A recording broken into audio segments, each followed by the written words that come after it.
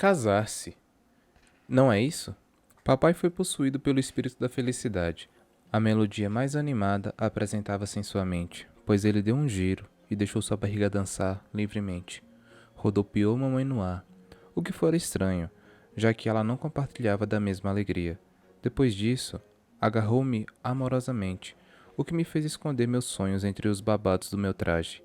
Papai estava completamente realizado. Enfim, está pronta, minha rosa. Está pronta. Eu sou o pai mais orgulhoso desse mundo. Sua mãe, então, está explodindo de felicidade. Mamãe piscou 3 vezes seguidas, o que fora inédito de se ver. Estou. Após isso, emergiu em assombroso silêncio. Não era essa a novidade? Acariciou-me os ombros e derramou seu olhar ao meu. Estrelas nadavam naqueles olhos azuis. Ah, sim. Eu não podia decepcioná-lo. Não queria. Ainda mais com mamãe ao lado. O senhor está certo. Aliás, estupidamente certo, papai. Tentei transparecer a alegria ao sorrir, espantando o nervoso por completo. Então, hora da nossa surpresa. Agarrou-me pela mão e correu feito um moleque até a porta. Mamãe seguia ali paralisada, encarando algumas flores. Papai envolveu os dedos na maçaneta. Está preparada, Rosinha? Juro. Algumas lágrimas estavam enchendo os olhos de papai. Eu só pude sentir com a cabeça. E, ao abrir a porta, que assombrosa surpresa! Balões em formas de corações decoravam os céus. Todos os moradores de cidadezinha aplaudiram-me quando pisei para fora. Até os cavalos de crinas azuladas relinchavam graciosos. Estela estilista estava emocionada, não tanto quanto as donzelas, que escondiam o choro entre lencinhos delicados. Geraldinho gaiteiro saltitava ao tocar a gaita com os sertanejos. Uma onda de sabor tomou a luz do dia, talvez fosse pelo enorme banquete posto na calçada. O cheiro de torta de amora sobrepunha-se ao perfume de frangos assados. Todos festejavam com imensa alegria. Os homens bebiam e lançavam suas cartolas para o alto. Como havia montado tudo aquilo? Eu não havia entendido nada.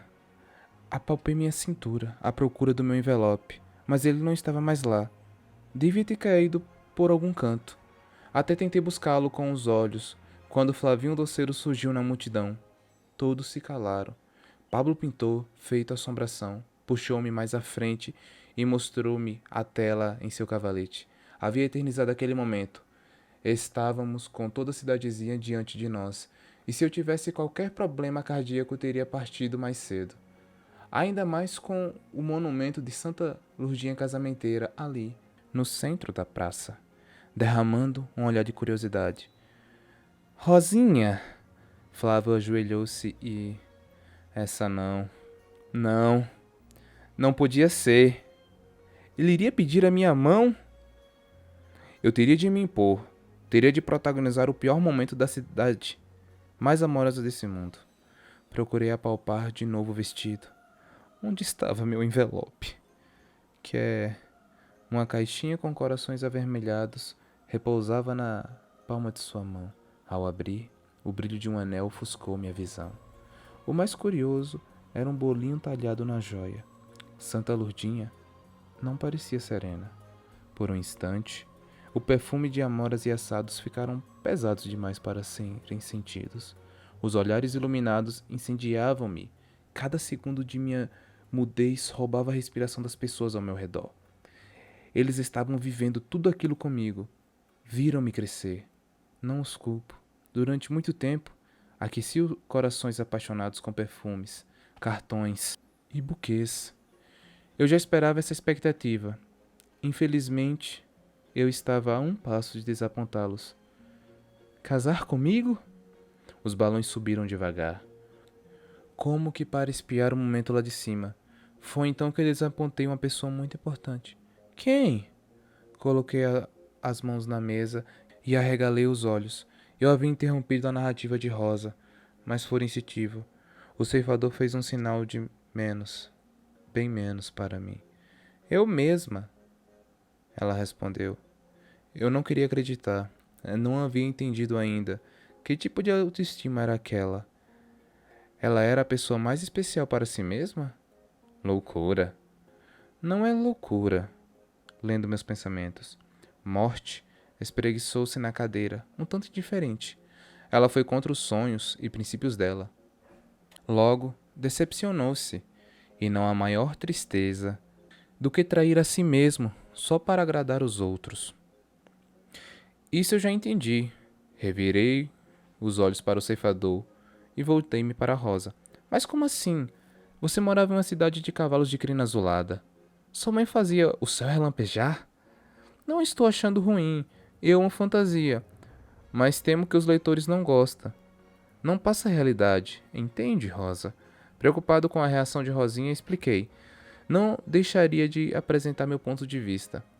Cada um vê o mundo com as cores que o pinta, e eu sempre apreciei as paletas mais coloridas da imaginação. Eu enxergava as coisas assim, Marcos. Assim foi o meu mundo. E está aí, mais uma bela frase que eu pude guardar no coração. Há tantos mundos dentro desse mesmo mundo. Como você enxerga a sua realidade? Dona Morte interrompeu. E outra, tem gente lendo esse livro agora. Se eles preferem a verdade nua e crua, vão fechar o livro e assistir a um telejornal. Simples. Aliás, se não fecharam até agora, não é? Porque é super normal um garoto magrelo e a morte passeando por aí, não é? O ceifador pigarreou, com aquele timbre sarcástico que eu já conhecia bem. Morte esticou o dedo na minha cara. Agora chega de perguntas. Isso não é programa de entrevista, não. Rosa, não dê corda e prossiga, por favor. Se deixarmos, ele vai pôr em pauta se o certo é biscoito ou bolacha.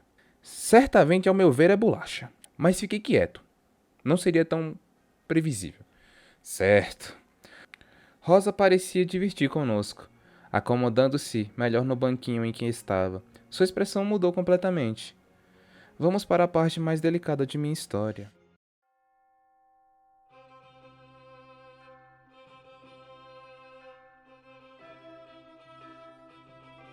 Casar estava sendo a prévia de um tempestuoso pesadelo. As camareiras me apertavam, esmagavam e esticavam para que o espartilho ficasse perfeito. E não é que ficara perfeitamente sufocante. Eu só não podia reclamar do vestido. Era belíssimo. Sabendo do meu gosto pela França, Stella estilista o desenvolveu na mais alta costura. Minhas madrinhas de casamento assistiam ao meu tormento, as camareiras tentando me fazer entrar no vestido de noiva, o que tinha de belo, tinha de complicado. Enquanto isso, se entupiam de bolinhos. Vez ou outras elas paravam de comer para separar os milhares de presentes de casamento que não paravam de chegar. A família do meu noivo, Flávio Doceiro, era a mais rica de cidadezinha. Os doceiros tinham como patrimônio a maior e mais deliciosa doceria da região. Eles faziam, obviamente, os melhores docinhos. Nada mais justo do que termos uma grande e bela mesa repleta de tortas, bolinhos, chocolates e biscoitos decorando toda a porcelana. Eu só não sabia que um início tão doce teria um fim tão amargo. Rosinha, você está linda. Parece uma deusa, Violeta exclamou antes de devorar um bolinho. Está muito, muito linda mesmo. A mais linda que cidadezinha já viu, disse Margarida, dando um cutucão em Açucena, que chacoalhava um dos meus presentes, tentando adivinhar o que havia dentro de uma caixa tão grande. As camareiras se retiraram após me ajudar a colocar o vestido, deixando-me a sós com Violeta, Margarida e Açucena. Eu preciso falar com vocês. Desci da plataforma onde estava para me ver no espelho e fui em direção a elas. Não sei se estou pronta para me casar. Peguei um bolinho da mesa. Ele tinha gosto de caramelo e aroma de morango. Não terminei de prová-lo, pois Violeta tomou de mim e o enfiou na boca. Comendo dessa maneira, depois não vai reclamar que os vestidos não entram em você. É você que não entrará nos vestidos, brinquei com ela. É, e se você continuar comendo antes do casamento, o seu espartilho vai arrebentar no meio da cerimônia. Aí eu quero ver só. Violeta olhou-me com amorosa repreensão. Estou falando sério. Acho que tudo está indo rápido demais entre Flavinho e eu. Sentei-me em frente ao espelho de minha penteadeira. Margarida tirou de uma caixinha de joias a mais bela gargantilha que eu já vira, toda com pedrinhas em forma de coração. Com muita delicadeza, colocou-a em meu pescoço, como quem está adornando uma boneca de porcelana. Vocês já se conhecem faz 2 semanas. Já deve ter dado tempo de perceber que ele é um bom moço e agradável.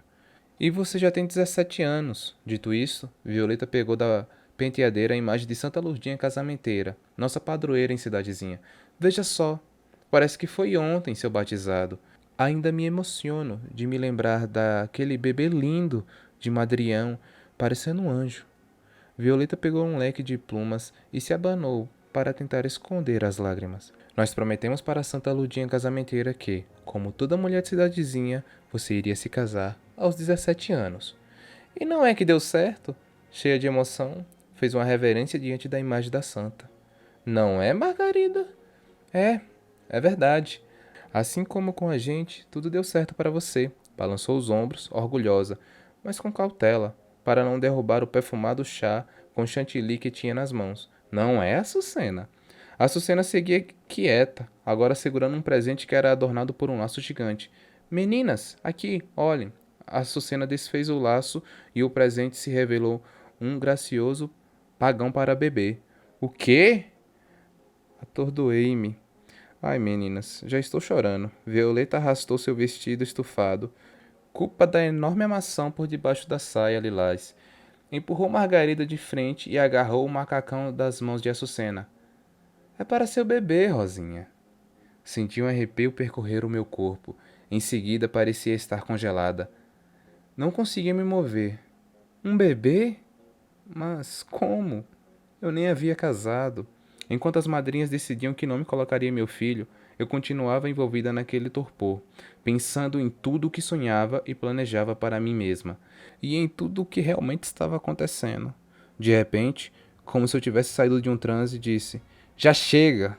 Já chega! Levantei-me e retirei-me. Levantei-me e retirei delas o motivo da discussão, embalando novamente o presente. Filho? Marido? Sei o quanto é incrível, mas eu tenho medo de acabar como. Eu teria dito vocês. Era minha vontade. Mas as três, com seus cílios imensos, piscavam curiosas para o rumo da prosa. Violeta balançou seu leque. Margarida ajeitou o chapéu. E a Açucena continuou a chacoalhar as caixas. Elas eram queridas demais. Belíssimas flores, como diziam seus nomes. Mas estavam em vasos. E se eu for colocado em um vaso, o que acontece com a França? Sentei-me novamente em frente à penteadeira. Descansei o desconforto do olhar no espelho. Desesperadas com a possibilidade de que eu pudesse ficar para a titia, as três pegaram seus leques e se abanaram preocupadas, começando a cochichar como se minha presença ali fosse apenas miragem. Nós três já somos casadas. E bem casadas, não é, meninas? Violeta falou com orgulho, ajeitando um enorme chapéu enfeitado com pérolas. Sim, Margarida e Açucena responderam em uníssono. Arqueei uma sobrancelha observando aquela cena. Podia sentir o cheiro da hipocrisia pairando no ar. Qual de vocês é feliz no casamento? Perguntei de supetão, não escondendo minha audácia. Pegas de surpresa, sem ter o que responder, elas, como se houvessem combinado, levaram as mãos ao pratinho de biscoitos e encheram a boca com eles. O silêncio já havia respondido minha pergunta. Viram só? Quebrei o silêncio, ainda sentada em frente ao espelho. É disso que eu estou falando. Não tenho medo de ficar solteirona. Tenho medo de me tornar uma mulher casada e infeliz. Observei meu reflexo, admirando o contraste dos meus fios cor-de-rosa com um véu de noiva. Não somos infelizes. As três já falaram juntas. Levantei, senti minha paciência chegar ao limite. Aliás, minha paciência naquele momento era como minha vontade de se casar. Nenhuma. Percebi que soltaria todos os meus espinhos ali. Diria que Violeta abandonou seu sonho de ser atriz para agradar o marido, mas vivia se queixando de que não suportava mais ser dona de casa. Apontaria que estava óbvio. Margarida mais temia o marido do que o amava. Ficava com ele mesmo com todas as traições já descobertas. E Açucena? O marido mal falava com ela.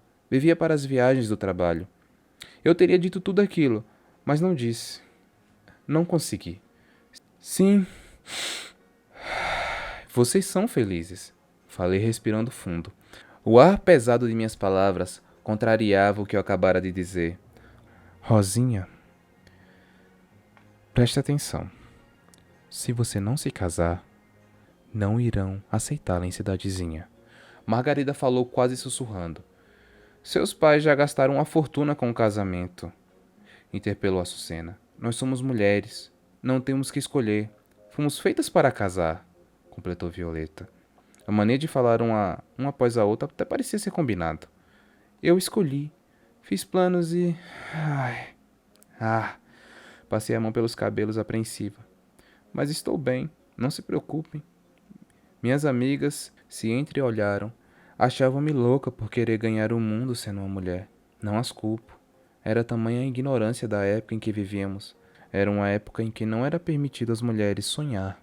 Rosa, agora não dá mais para voltar atrás. A cidade inteira parou por causa do seu casamento. Se não fizer isso por você, faça por cidadezinha. Por seus pais. Pela floricultura, que até hoje só espalhou por todos os lugares. Querendo ou não, Margarida estava certa. Irá ser uma grande decepção, não só para o nome de minha família, mas para todos os corações apaixonados de nossa cidade. As madrinhas já iriam se juntar aos convidados na capelinha, onde aconteceria a cerimônia. A carruagem já as aguardavam. Rodas douradas e detalhadas esculpidas com corações faziam do transporte um veículo mágico. Nos vemos na igreja, Rosa. Esqueça essa ideia sem pé nem cabeça de ser livre, de morar na França. Liberdade é ter um bom marido que possa cuidar de nós. Nós nos abraçamos longamente. Um abraço gostoso, quentinho, eterno e último. Chiquinho carroceiro virá buscar você logo, após as badaladas do sino que anunciarão as bodas. Trate de terminar de se arrumar e fique preparada para entrar na carruagem, Açucena orientou. Açucena, Violeta e Margarida se encaminharam para a porta e acenaram para mim. Não perceberam as lágrimas que teimavam em brotar em meus olhos. Rosa vai chegar ao altar parecendo uma princesa. Santa Lurdinha casamenteira deve estar orgulhosa, Açucena falou, entrando na carruagem e sendo seguida por Violeta e Margarida. Assim que se acomodaram, o cocheiro partiu estradinha fora em direção à capelinha. Meu casamento seria às 7 horas. Eu não sabia, mas estava a meia hora da morte. Voltei ao quarto, abri uma gavetinha da penteadeira e de lá tirei o envelope com todos os meus planos de mudança, o mapa da França, os lugares que visitaria, os perfumes que sentiria. Por um momento, me permiti sonhar. A imagem de Santa Lurdinha casamenteira namorava-me. Acariciei a escultura e respirei fundo.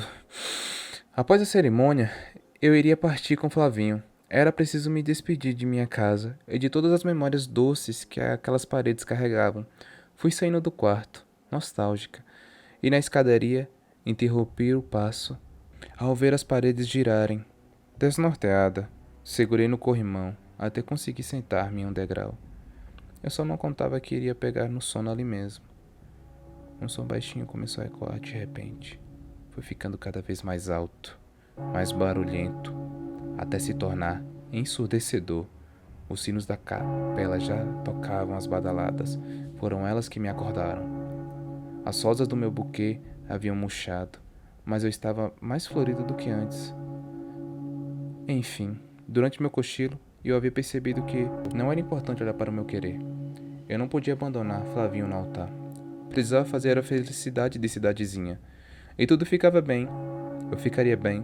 Conseguiria lidar facilmente com aquilo. Não seria feliz se fosse culpada pelo sofrimento de outras pessoas. Fui até a porta e vi que Chiquinho carroceiro estava indo em direção à capela. Certamente, como eu não estava esperando na porta, ele deve ter achado que eu havia ido em outra carruagem. Comecei a entrar em pânico. Será que as pessoas estariam pensando que eu havia desistido de me casar? Como o local da cerimônia era perto da minha casa, saí em uma desbadalada corrida pela estradinha, de véu e buquê na mão. A lua estava pintada de amor. O caminho com belos girassóis me inspiravam a correr mais rápido, cuidando para não tropeçar no vestido. O som das badaladas só aumentavam a cada passada. Já podia ver a entrada da capelinha toda enfeitada. Vi Chiquinho entrando na capela com alguém nos braços. Ao me aproximar dele, fiquei zonza. Era eu quem ele estava carregando. Eu estava morta.